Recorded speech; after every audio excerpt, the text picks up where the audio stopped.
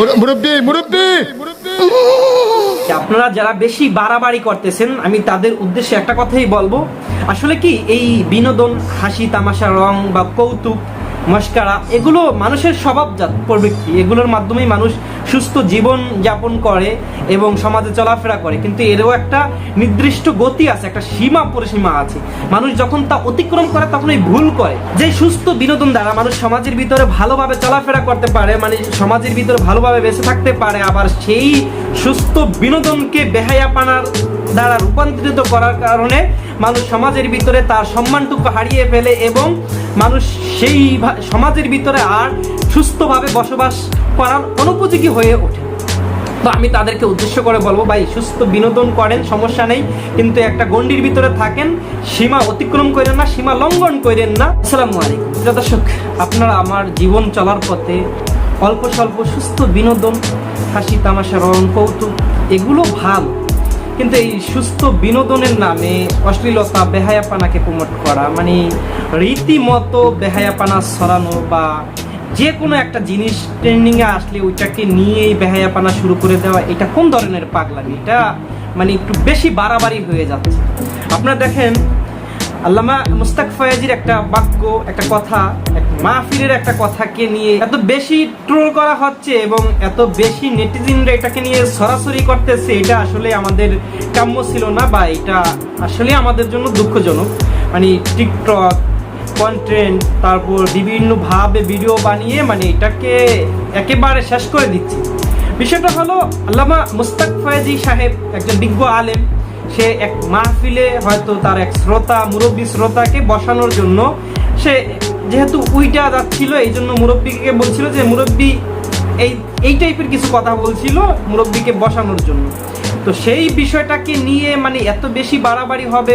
হ্যাঁ, অল্প স্বল্প বিনোদন করা যায় বা এটা শুই না, এখান থেকে বিনোদন গ্রহণ করা বা একটু হাসা বা এটা করা, এটা খারাপ কিছু না, কিন্তু এটাকে এখন যেভাবে প্রমোট করতেছে এটা আসলে মাইনে নেওয়ার মতো না। আমরা লক্ষ্য করি এটাকে নিয়ে রীতিমতো পুরুষ, মহিলা, বৃদ্ধ মানে আবার সবাই মিলে এটাকে একেবারে শেষ করে দিচ্ছে। এটা নিয়ে রীতিমতো কন্টেন্ট তৈরি করতেছে, আবার মিউজিক ভিডিও বানাচ্ছে। এইভাবে আসলে আমরা আশাবাদী ছিলাম না। তো আমরা যেটা বলতেছি, আসলে সমাজে এক শ্রেণীর লোক এত বেশি বেহায়া যে তারা যেইটাই হোক না কেন ওইটাকে তারা ওইটা দিয়ে মানে নিজে ভাইরাল হওয়ার চেষ্টা করে। মানে তাদের দৃষ্টিভঙ্গি এরকম, ভাইরাল তাকে হতেই হবে যে কোনো কিছুর বিনিময়ে, এরকম তাদের দৃষ্টিভঙ্গি। আসলে তাদের মানে দৃষ্টিশক্তি এটা চলে গেছে এবং তাদের যেই বিবেক, সেই বিবেকও একেবারে শূন্য হয়ে গিয়েছে। এই জন্যই তারা কখন কি করবে দেখতে পায় না এবং বিবেকও খাটাইতে পারে না। বিবেক শূন্য হওয়ার কারণে তারা বুঝতে চায় না যে আমরা কি করতেছি, কি নিয়ে কি করতেছি। অনেক সময় দেখা যায় হক্কানি ওলামায়ে কেরামদের একটা বাক্য, একটা কথা বা একটা জুমলাকে নিয়ে তারা এত বেশি কাদা সরাসরি করে এবং এটাকে বিনোদনের মানে একটা অস্ত্র বানিয়ে নেয়, মানে বিনোদনের মেইন অস্ত্র হিসাবে তারা এটা গ্রহণ করে এবং পুরুষ মহিলা মিলা এইটাকে নিয়ে বাড়াবাড়ি করে। কিন্তু এটা আসলে আমাদের জন্য অত্যন্ত দুঃখজনক বিষয়। সবচাইতে বড় দুঃখজনক যে বিষয়টা সেটা হলো এই বাক্যটা ছিল আল্লামা মুস্তাক ফয়াজি সাহেবের। আর আল্লামা মুস্তাক ফয়াজি সাহেব একজন বিজ্ঞ আলেম। সে যেমন হাসাইতে পারে সে আবার কাদাইতেও পারে, কিন্তু সে তো ওই ভণ্ড আলেমদের মতো বা ভণ্ড ভক্তাদের মতো ভক্তা না যে আপনি তাকে নিয়ে যেমন খুশি তেমন করা শুরু করলেন। তো সে আপনারা জানেন সে এত সুন্দর সুন্দর কথা বলে, হৃদয়ে নিংড়ানো কিছু কথা সে অনেক মাহফিলে বলে।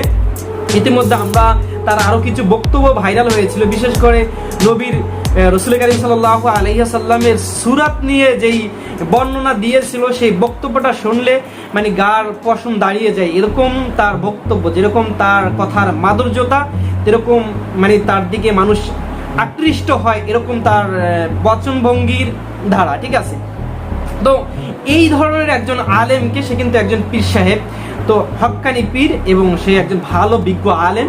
তো এই ধরনের একজন ব্যক্তিকে আপনারা এভাবে ট্রোল করবেন বা এই ধরনের একজন ব্যক্তির একটা কথাকে নিয়ে এরকম বাড়াবাড়ি করবেন, এইটা আসলে আশাবাদী না। সবচেয়ে বেশি দুঃখজনক বিষয় হলো দেখলাম যে এটা নিয়ে মানে পুরুষ মহিলারা একাত্র হয়ে কন্টেন্ট তৈরি করতেছে, আবার দেখলাম এইটা মানে এটা দিয়ে মিউজিক ভিডিও বানাইতেছে।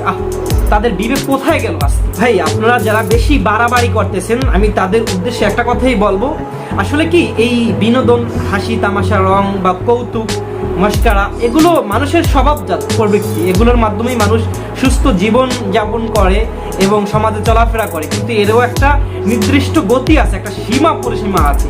মানুষ যখন তা অতিক্রম করে তখন এই ভুল করে। যে সুস্থ বিনোদন দ্বারা মানুষ সমাজের ভিতরে ভালোভাবে চলাফেরা করতে পারে, মানে সমাজের ভিতরে ভালোভাবে বেঁচে থাকতে পারে, আবার সেই সুস্থ বিনোদনকে বেহায়াপনার দ্বারা রূপান্তরিত করার কারণে মানুষ সমাজের ভিতরে তার সম্মানটুকু হারিয়ে ফেলে এবং মানুষ সেই সমাজের ভিতরে আর সুস্থভাবে বসবাস করার অনুপযোগী হয়ে ওঠে। তো আমি তাদেরকে উদ্দেশ্য করে বলবো, ভাই সুস্থ বিনোদন করেন, সমস্যা নেই, কিন্তু একটা গণ্ডির ভিতরে থাকেন, সীমা অতিক্রম করেন না, সীমা লঙ্ঘন করেন না, তাহলে সমাজের ভিতরে আপনারও সুস্থভাবে চলাফেরা, সুস্থভাবে জীবন যাপন করা ঠিক আছে অসম্ভব হয়ে দাঁড়াইবে। আর সবচাইতে বড় কথা হয়েছে একটু আল্লাহকে ভয় করা দরকার। সবাই কি নিয়ে কি করতেছি, কার কথা নিয়ে কোন দিকে আমরা ট্রোল করতেছি, এই দিকেও আমাদের লক্ষ্য করা অত্যন্ত জরুরি। যাই হোক দর্শক, আমি ভিডিও শেষ করে দিচ্ছি। ভিডিও সংক্রান্ত আপনার মূল্যবান মতামত অবশ্যই আমাদের কমেন্ট সেকশনে লিখে যাবেন। যাওয়ার আগে ছোট করে একটি কথা না বললেই নয়, চ্যানেলে নতুন হলে সাবস্ক্রাইব করে পাশে থাকা বেল আইকনেতে প্রেস করুন। ভালো থাকুন, সুস্থ থাকুন। আসসালামু আলাইকুম ওয়া রাহমাতুল্লাহ।